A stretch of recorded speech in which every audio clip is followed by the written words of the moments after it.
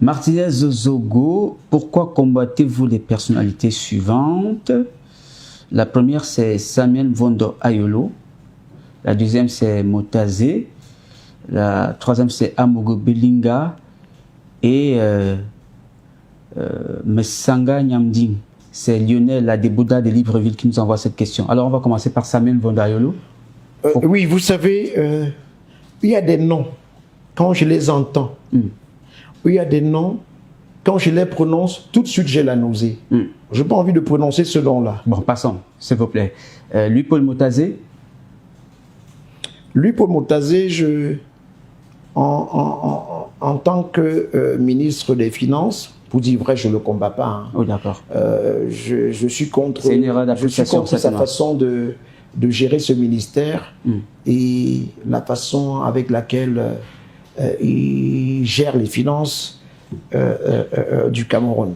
Il y a Jean-Pierre Amogo Belinga, sauf erreur, hein, je crois vous avoir entendu plusieurs fois dans votre émission, je crois vous avoir écouté dire de belles choses concernant ce monsieur-là. Oui, c'est vrai qu'au départ, j'ai toujours pris effet pour cause pour Jean-Pierre Amogo Belinga. Chaque fois qu'il a été en difficulté, vous m'avez certainement suivi dans mes émissions, je prenais effet pour cause pour sa personne, mais j'ai été désagréablement surpris, ça je vous le dis aujourd'hui, que Jean-Pierre Amogo Belinga, pour arranger ses démêlés avec le directeur du cabinet civil, se serve de moi quand j'étais dans des problèmes.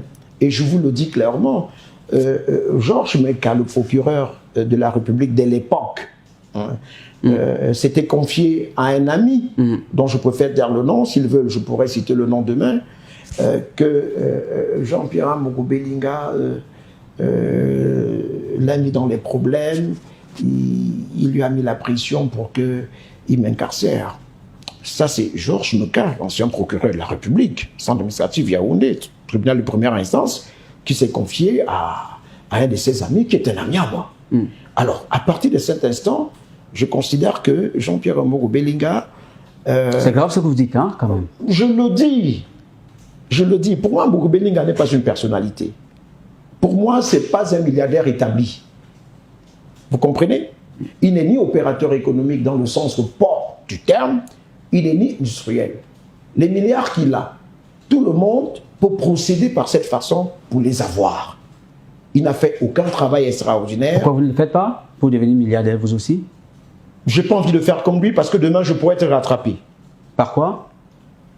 Par la justice. Demain il pourrait être accusé de 2 ou 3 petites choses.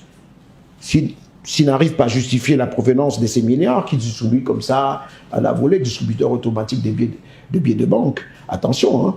Vous savez, il y a une affaire qui fait la une aujourd'hui des médias, on en parle un peu partout dans les salons feutrés, cette affaire de rétrécissement fiscal dont il fait l'objet aujourd'hui, dont son entreprise fait l'objet. C'est une cabale, hein, cela a été démontré. Il n'y a aucune cabale là-dedans.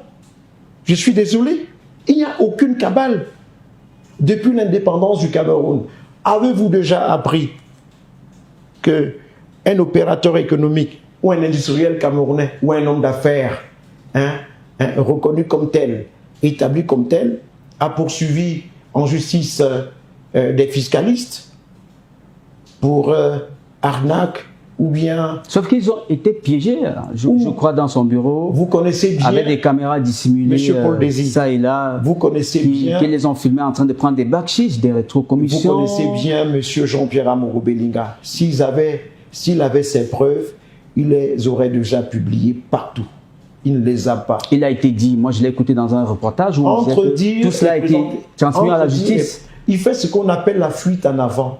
Les impôts qu'on lui demande de payer, il les payera. Il fait ce qu'on appelle la fuite en avant. Est-ce qu'on n'en fait pas assez quand même, cet acharnement sur cet homme qui, vous savez que, est-ce que vous savez qui donne des emplois aux jeunes Camerounais? Quel emploi il donne? Quel emploi il donne? Quel emploi il donne? Il donne quel emploi? Il y a quand même toutes les structures dont il est le patron, c'est évalué à 1000 personnes environ.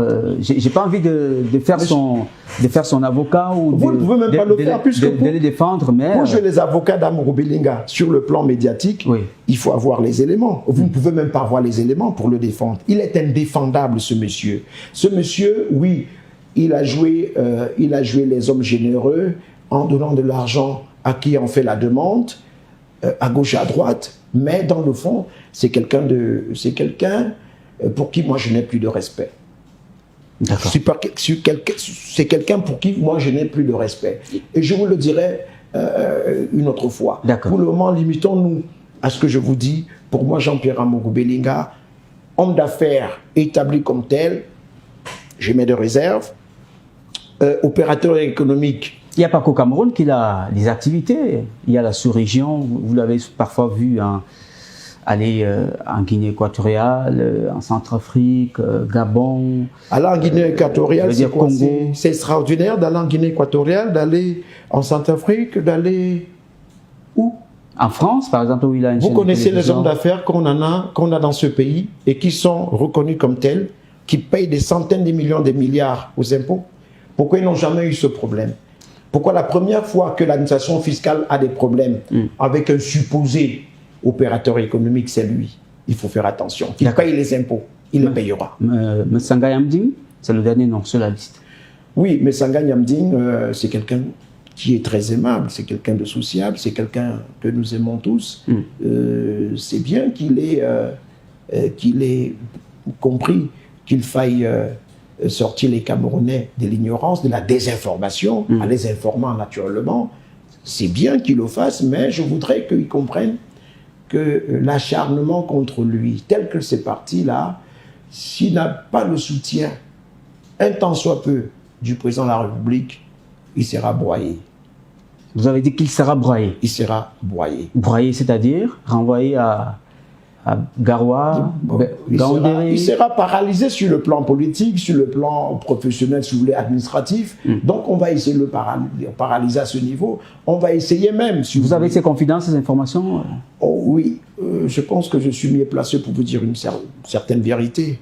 Et ça, je vous le dis brutalement. Mais Sanga Yamding a dit être en danger. Alors il est vraiment en danger, vous dites? Mais bien sûr, à partir du moment où on n'a pas tenu compte de son handicap visuel, on l'a envoyé très loin de là, en principe, où il devait être au moins pour qu'il suive son traitement tranquillement. On l'a envoyé très loin de sa base. Maintenant, il est pourchassé par les caciques du RDPC. On va prendre une autre question. Les lanceurs d'alerte et journalistes combattent les collaborateurs du chef de l'État. Pourquoi et qu'en pensez-vous? C'est Ondoa Richard de Yaoundé qui nous envoie cette question. Oui, je vais vous dire quelque chose. Il faut bien m'écouter à ce niveau. Les collaborateurs du chef de l'État parfois sont combattus à tort. Peut-être parce qu'ils sont très distants, ils sont loin de l'essentiel du peuple. Peut-être parce qu'ils ne sont pas accessibles pour certains naturellement. Peut-être aussi parce que c'est des gens réservés. Vous comprenez? Oui. Mais je dis c'est à tort qu'on s'attaque à certains. Je vous prends le cas de M. Simon-Pierre Bikele, qui est le chef du protocole d'État, c'est ça? Tout à fait. C'est quelqu'un de très réservé. C'est quelqu'un qui n'est pas matérialiste. C'est quelqu'un qui n'a pas un goût poussé vers l'argent.